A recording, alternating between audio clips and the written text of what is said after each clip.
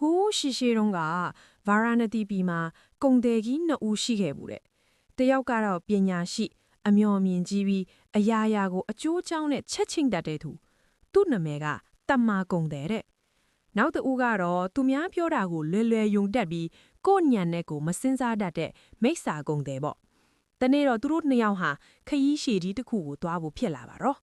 တဲကန်နာယာကိုဖျက်ချော်ပြီးဟိုဘက်မြို့ကိုကုံတွေသွားရောင်းကြမယ်ခရီးပေါ့ဒီခရီးဟာအယမ်းခက်ခဲပါတယ်တဲကန်နာယာကြီးထဲမှာရေလဲရှာလူလဲရှာတစ်ပင်လည်းမရှိနဲ့တော်တော်ကြီးကြောက်စရာကောင်းတာဒါကြောင့်ကုံတယ်ကြီး2ယောက်ကငါတို့2ယောက်စလုံးလဲစီးပေါင်း1000နဲ့တပြိုင်နဲ့သွားရင်လမ်းမှာနွားစာလည်းမလောက်ဘူးရေလည်းမလောက်ဘူးဖြစ်လိမ့်မယ်ဘသူအရင်သွားမလဲလို့ညှိနှိုင်းကြတာပေါ့ဖျားလောင်းတမ္မာကုံတယ်ကြီးကတော့အေးအေးဆေးဆေးပဲမင်းအရင်သွားမလားငါအရင်သွားရမလားလို့မေးလိုက်တယ်ဒီတော့မိစ္ဆာကုံတယ်ကြီးကသူ့စိတ်ထဲမှာတွေးလိုက်တယ်ငါအရင်သွားရင်လမ်းမှာမြတ်နှုတ်လေးတွေငါနွားတွေအရင်စားရမယ်ရေကြီးလေးတွေငါတို့အရင်တောက်ရမယ်ဈေးနှုန်းကိုလည်းငါကြိုက်တယ်လို့သတ်မှတ်လို့ရမယ်ဆိုပြီးသူကအရင်သွားဖို့ဆုံးဖြတ်လိုက်တယ်ဖျားလောင်းကတော့ပြုံးလေးနဲ့တွေးတယ်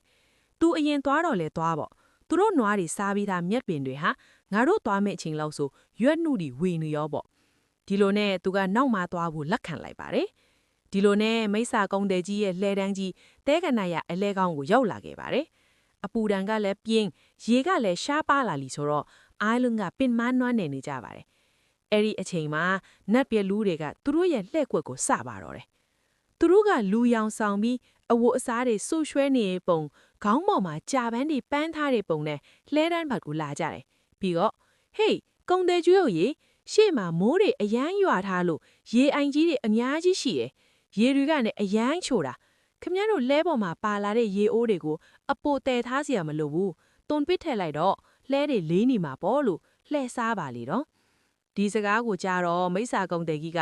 ဟာကောက်တာပေါ့ငါတို့လည်းပင်မနေပြီဝန်ထုတ်ပွန်ပိုတွေလျှော့ပြီးအမြန်သွားတာပေါ့ဆိုပြီးသူ့ရဲ့လဲပေါ်ကရေအိုးရေပြူးမှန်သမျှကိုအကုန်တွန်ပစ်လိုက်တယ်ရေတွေကိုတွန်ပစ်ပြီးရှေ့ဆက်သွားတဲ့နေ့ရက်တွေကြာလာတဲ့အခါရေအိုင်ကိုတအိုင်မှမတွေ့မိုးရွာတဲ့လက္ခဏာလည်းမတွေ့ကုံတယ်မိုက်ညသူ့အဖွဲ့သားတွေဟာရေငက်ပြီးပင်မန်းလာကြတယ်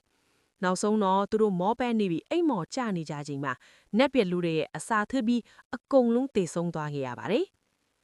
ရက်အနှင်းငယ်ကြာတော့ဖျားလောက်ရဲ့လဲတန်းထွက်လာတယ်ဖျားလောင်းကိုလည်းနတ်ပြက်လူတွေကအရှိကုံတယ်ကြီးအတဲလှဲ့ဆပြန်တယ်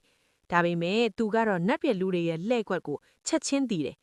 ဒီတဲခန္ဓာရထဲမှာမိုးမရွာဘဲနဲ့ရေရှိတယ်ဆိုတာမချစ်နိုင်ဘူးလေကလည်းပူနေတုံးပဲလို့သူ့လူတွေကိုပြောပြီးရေဒဇတ်မှမတုံခိုင်းဘူးနောက်ဆုံးတော့ဖျားလောင်းကအမျော်မြင်ကြီးပြီးမှန်ကန်တဲ့ဆုံးဖြတ်ချက်မှန်ကန်ကြောင်းတပြည့်သားတွေတည်သွားခဲ့ရပါတယ်မိစ္ဆာကုံတယ်မရဲ့လေတန်းဖြက်ကြီးကိုဘေးကိန်းလုံခြုံစွာဖျက်ကျော်ပြီးသူ့အဖွဲ့သားတွေနဲ့အတူတခြားမြို့ကိုဘေးကိန်းကနေရောက်ရှိသွားခဲ့ကြပါတယ်ဒီဇက်တော်မှာတိလိုက်ရတာကဘဝမှာသူများပြောတိုင်းလွယ်မယုံပါနဲ့အထူးသဖြင့်ကိုယ့်အတွက်အသက်သွေးကြောဖွတ်တဲ့အရာတွေကိုမတေကြပဲမစွတ်လွတ်ပါနဲ့အရာရာကိုပညာနဲ့ချင့်ချိန်ပြီးဆုံးဖြတ်နိုင်ကြပါစီဗျာကျွန်တော်တို့ဘဝမှာလမ်းခွဲတွေရွေးချယ်စရာတွေအများကြီးကြုံရတတ်ပါတယ်ဘယ်လမ်းကမှန်လဲဘယ်လမ်းကမှားလဲဆိုတာဝေခွဲမရဖတ်တဲ့အခါဒီဇက်တော်လေးကသူ့အတွက်မှန်ကန်တဲ့ဆုံးဖြတ်ချက်ကိုဘယ်လိုချရမလဲဆိုတာသင်ခန်းစာပေးပါလိမ့်မယ်နောက်ထပ်စိတ်ဝင်စားစရာပုံပြင်လေးကိုနားဆင်ခြင်းရင် subscribe လုပ်ထားဖို့မမေ့နဲ့အောင်နော်